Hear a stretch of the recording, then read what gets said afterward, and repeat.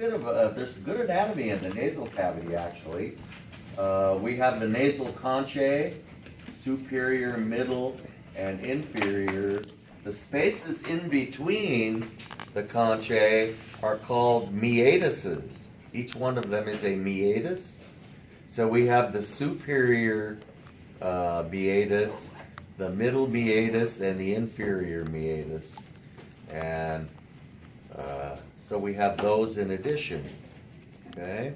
So right at the end of the conchae, we reach the end of the nasal cavity and enter the nasopharynx. Okay? So all of this back here is nasopharynx until we get past the uvula, and then we have oropharynx, which is synonymous with the throat. A rather major organ has been removed, basically the tongue. So you could see other stuff, I guess. Probably because they didn't want to cut it in half. I deserted you, I'm sorry. Huh? I deserted you, I'm sorry. Yeah, that's okay. So these, on the first page of your word handout, it's not very clear. In fact, it's not clear at all which words are underlined. Okay, it just didn't print out very well. And so these are the words off the first page that you should know. And all of the words are on here. Okay? And as we go through that handout after this, I'll make it clear to you which one should be underlined. Okay, so these are the words we just finished looking at. Okay? Nasal cavity is a lot larger than you might think. Okay? As you can see, rather elaborate structure. Okay? And then the air enters the pharynx, which is a passive conduit. And I won't ever ask pharynx. I'll ask one of the three parts, the nasopharynx, oropharynx, or laryngopharynx. And you can either pronounce it laryngo or laryngo, because people do it both ways. And so, right at the posterior end of the conchae, we enter the nasopharynx, which is this region right here. And once we pass the uvula, we are in the oropharynx. Okay? And then finally, once we pass the epiglottis, we're in the laryngopharynx, down in here. So that's the different parts of the pharynx. The sinuses we've done before, and I misspelled sphenoid. Should have an H in it, shouldn't it? Why don't I catch these things when I'm proofreading these things? Okay, so, and only two of the sinuses show up in my half head, as we'll see. Okay, and the two that are on the midline that show up in the half head are the frontal sinus and the sphenoid sinus that are on the midline. The others, you'd have to be looking at a picture. Okay, the largest sinuses actually are the maxillary sinuses. Surprisingly large. Okay. So here we have frontal sinus, and there we have sphenoid sinus, and this is a mid-sagittal slice, so that's why we see those same two that are on my half head. So we get to the larynx now. This wasn't really a misspelling, it's just a typo, right? Cartilage. And so the larynx is a highly cartilaginous structure. And we have a great model too. We have the thyroid cartilage, the cricoid cartilage, the arytenoid cartilage, and we also have the epiglottis, which is the little trap door that closes over the glottis. Okay? And finally the vocal cords. So here is an anterior view. The upper margin of the larynx is actually the hyoid bone, okay? And you can see peeking over the top, you can see the epiglottis. Here we see the thyroid cartilage, and you can actually palpate the most anterior part of that thyroid cartilage. And just below that is the cricoid cartilage, which is actually, the thyroid cartilage is larger in front than it is in back. The cricoid cartilage is smaller in front than it is in the back. And then you begin with the tracheal C-rings, okay? Okay, here is a mid-sagittal slice showing the thyroid cartilage, the cricoid cartilage, and the arytenoid cartilage is actually can pivot on this little ligament here, muscles attached to it, and if the muscles pull back on it, it increases the tension on the vocal cords. The arytenoid cartilage attaches to the vocal cords, and that's how we get different pitches in our voice, different frequencies. Here's a posterior view showing the posterior larynx, epiglottis, glottis. The glottis is just the airway, the hole.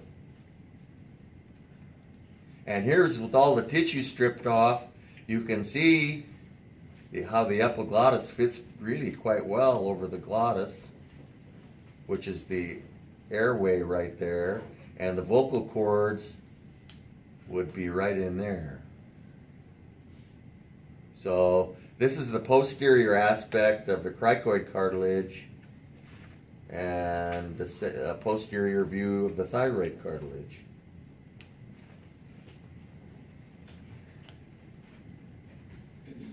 Okay, and a superior view looking down into the glottis, whose margins are formed by the vocal cords, and we see how the epiglottis can fit quite nicely over and close off the glottis when food or liquid passes that way.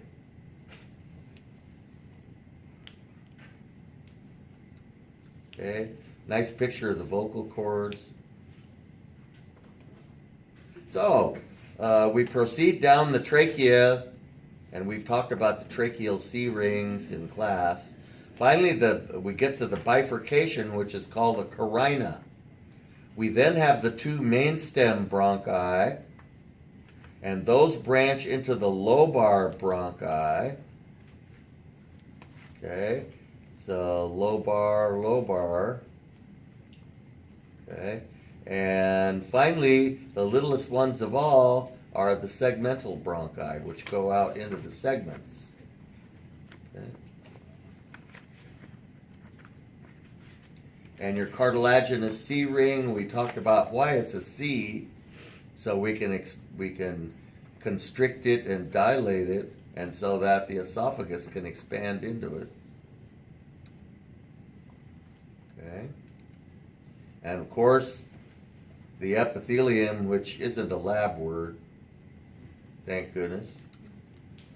Okay, so the main stem, lobar, and segmental bronchi.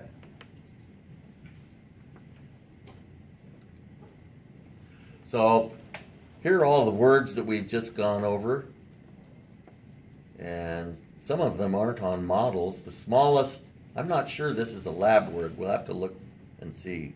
The smallest bronchi are the bronchioles.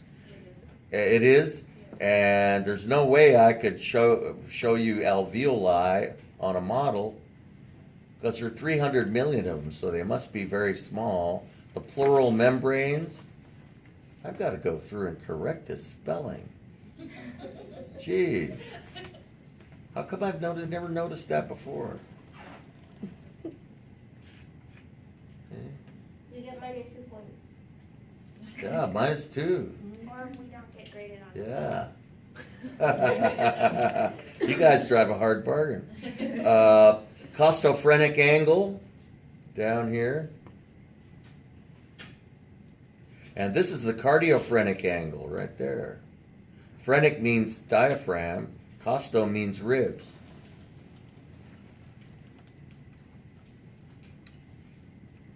Okay, and there's your typical netter, cluttered picture that shows absolutely everything. And the mediastinum is the space in between the lungs. Got a whole bunch of stuff in it, doesn't it? Not just the heart.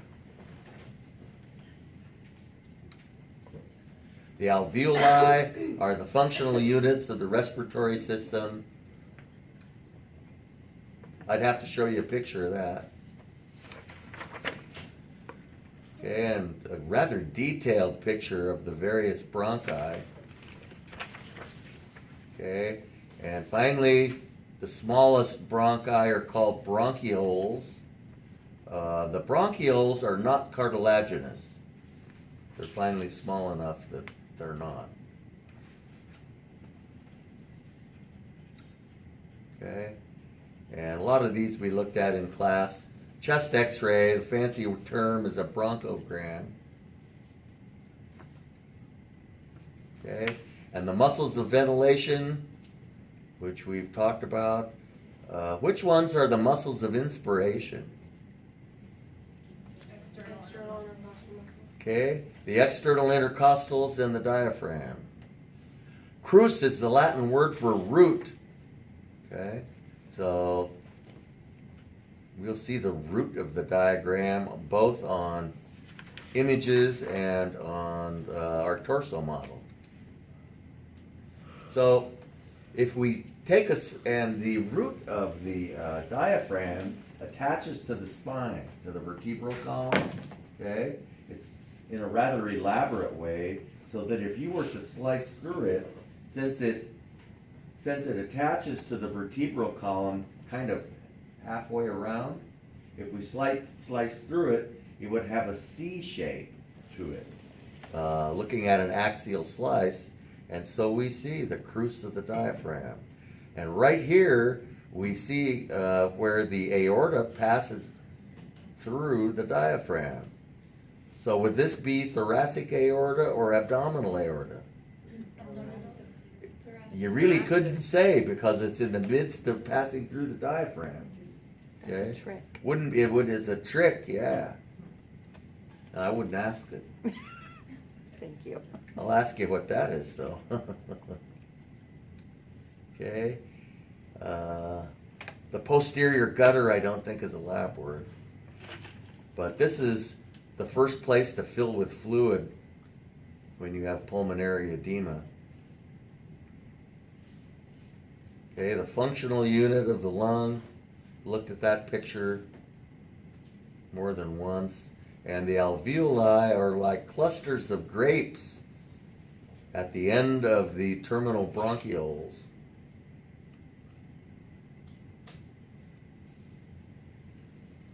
So the left lung has only 2 lobes and the right lung has 3, okay, because the heart takes up quite a bit of room in the left lung.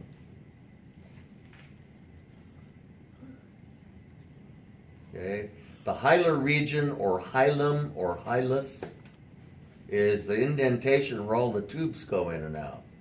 A lot of organs have a hilum or a hilus. Okay, and that's about what a lung looks like, except for the colors. And we've emphasized how the lung almost completely fills up the thoracic cavity.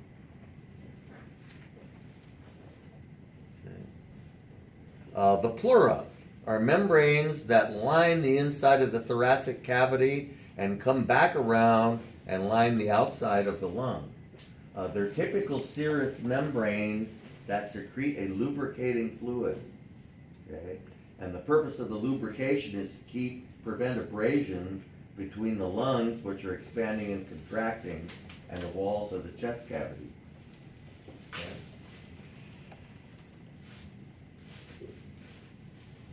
So here we see the carina, the bifurcation of the trachea, right there. And we also see it right there.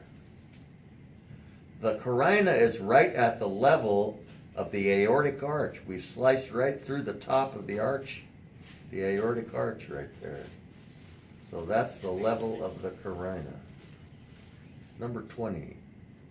Trachea at bifurcation. Well, the word is carina. Okay. And here we're significantly lower. We're starting to leave the lung and we're slicing into the top of the liver. And to do that, though, we have to slice through a little bit of diaphragm. And emphasizing that at rest, these diaphragms are actually, it's like cutting a basketball in half and opening it up. They're sort of a pair of domes. And so a lot of people call them hemidiaphragms. We won't do that in here on the lab quiz, but you'll see it because you have the two domes, one on each side. And you can see that the diaphragm is a rather thin muscle just by looking at that little bit that we sliced through there. And this is the very top of the liver. So if you ask that, you just want diaphragm? Diaphragm, yeah. That'd be a pretty good question, really. Just making sure. Yeah. Okay. And here we can see a little bit of the crus of the diaphragm on both sides. Okay. Inferior vena cava, abdominal aorta. So how do I know this is the abdominal aorta? While the liver is below the diaphragm, we're looking at liver here. That's spleen. The liver's below the diaphragm, and so that's in the abdominal region. And so if you go on the other side of the diaphragm, you've got to be in the thoracic region. So this is thoracic aorta. Okay. The esophageal hiatus, I forget that. A hiatus is a hole in a muscle where a tubular structure goes through, and both the esophagus and the vena cava go through rather large holes in the diaphragm. Okay.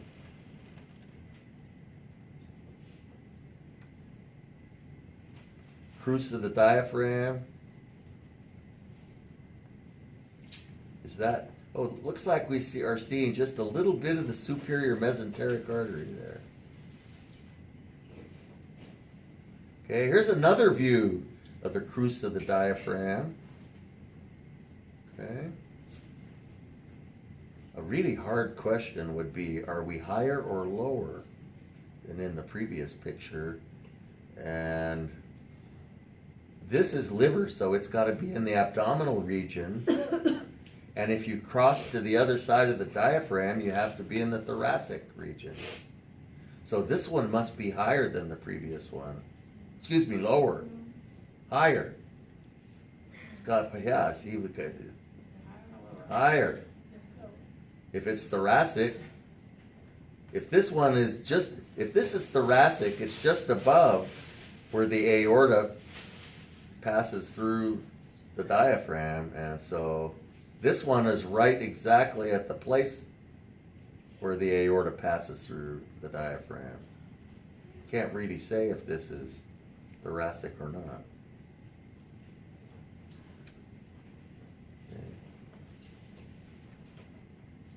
So, urinary system and stunningly large vessels passing in and out of the kidneys, which receive 20% of cardiac output.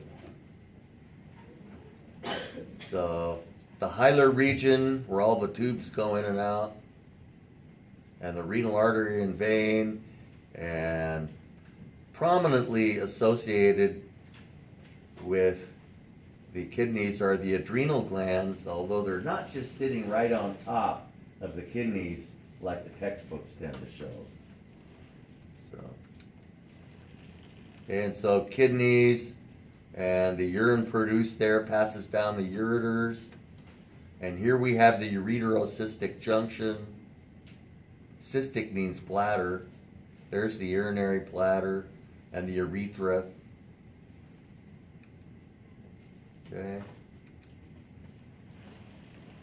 So renal cortex and medulla, renal papillae, renal pyramids, and the arteries and veins, which we will see. The cortex is superficial to the medulla, which is deeper. Urine, both of these are places where urine is made. The urine then drips off the ends of these renal pyramids, and the tip of the renal pyramid is called a renal papilla. Urine drips off the end into a calyx. The calyces come together to form the renal pelvis, which narrows to form the ureter. Here we see renal cortex, renal medulla, and you see a renal pyramid there, and sections of other ones. And you can see how the calyces are little receiving vessels that receive the urine, almost like a cup. And here you can see cortex versus medulla.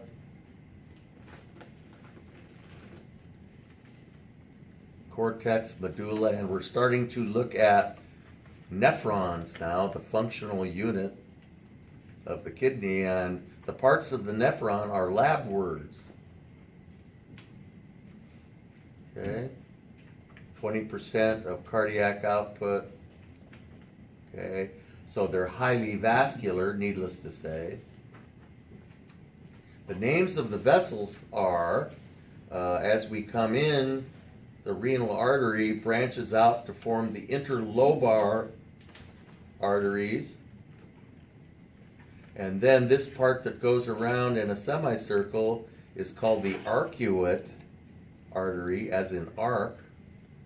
And the little ones that pierce out into the cortex are called the interlobular arteries.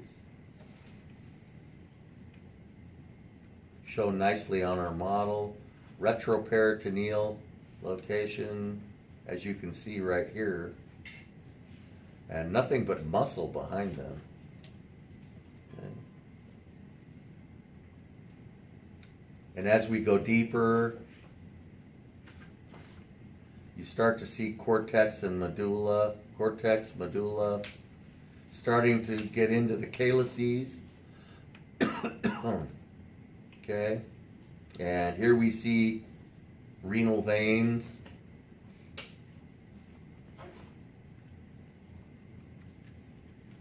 Okay. And a nice coronal view of kidneys. T1 shows, weighted images show better anatomy than T2 weighted images. Okay. It's another image.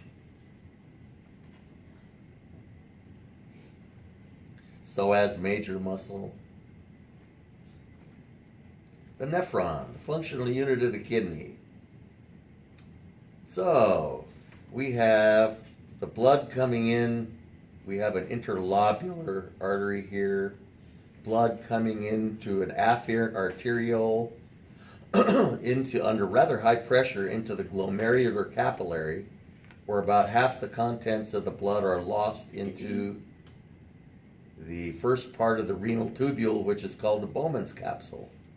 Then we have the proximal convoluted tubule, the descending limb of the loop of Henle, the ascending limb of the loop of Henle, the distal convoluted tubule, the collecting tubule, and at the very end, it's called the papillary duct. Okay, so there are the parts of the nephron that we will learn. Okay. So proximal convoluted, right here, is you start with the Bowman's capsule. So this is the proximal convoluted tubule. Afferent arteriole. How do I know that's the well? It doesn't really say. How do I know that's the afferent arteriole? Slightly bigger, if you use your imagination a little bit. The efferent arteriole, I forgot to say, wraps back around the renal tubule and retains a close association with the entire nephron. Okay. So this entire structure is called by your book the renal corpuscle. I kind of like that term. However, we will learn the parts. However, on the model, you can't really tell whether it's a Bowman's capsule or the entire renal corpuscle. I would accept either one. Okay. A nephron cluster. Some people call them nephron, some people call them nephron. The pronunciation is renal, or is regional, renal. Well, it's very renal, all right. Okay. Electron micrograph. And a magnified view of a glomerular capillary showing the little filtration slits. A very precise filtration apparatus that filters plasma. Okay. The minor calyces, the major calyces. I'll probably ask the singular calyx. I'll point to one of them. So the littlest ones are the minor calyces. So I would say point to one and you'd say minor calyx. The bigger one would be major calyx, and they all confluence together to form the renal pelvis. Okay.